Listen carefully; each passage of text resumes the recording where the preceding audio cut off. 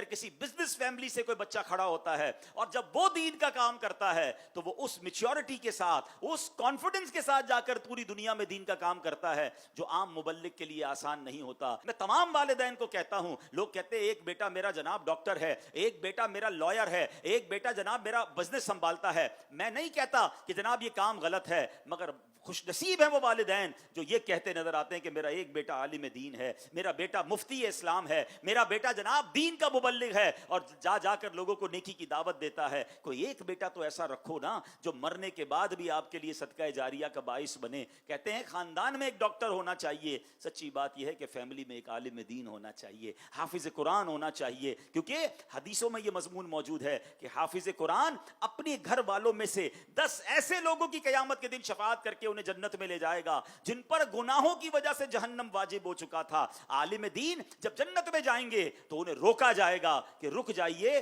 اور لوگوں کی شفاعت کیجیے, انہیں بھی اپنے ساتھ جنت میں لے جائیے.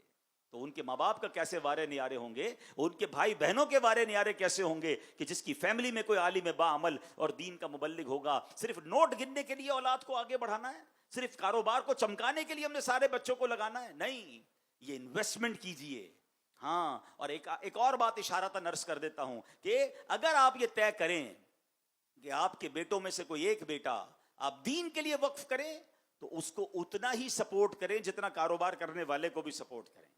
ورنہ کرتے کیا ہیں, کسی بچے کو اگر عالم بنا دیا, اب بعد میں ساری زندگی وہ بیٹا شرمندہ رہتا ہے, کاش میں بھی کاروبار کرتا, سارے بھائی آگے نکل گئے, میں پیچھے رہ گیا. اپنی مثال دینی نہیں چاہیے, مگر شاید کسی والدین کو کام آ جائے تو میں اپنی مثال آپ کو اس لیے دے دیتا ہوں کہ الحمدللہ میں اپنے ماں باپ کا سب سے بڑا بیٹا ہوں, ٹھیک ہے. اور میرے والد صاحب نے شروع ہی میں دعوت اسلامی جب بنی تھی تو مجھے دعوت اسلامی کے لیے, دین کے لیے وقف کیا, لیکن انہوں نے ایک اور کمال یہ کیا کہ مجھے اپنی کمپنی میں پارٹنر بھی رکھا. میرا ایک اور بھائی کاروبار کرتا ہے, انہوں نے یہ پہلے سے پلان کیا کہ جتنا اس بھائی کو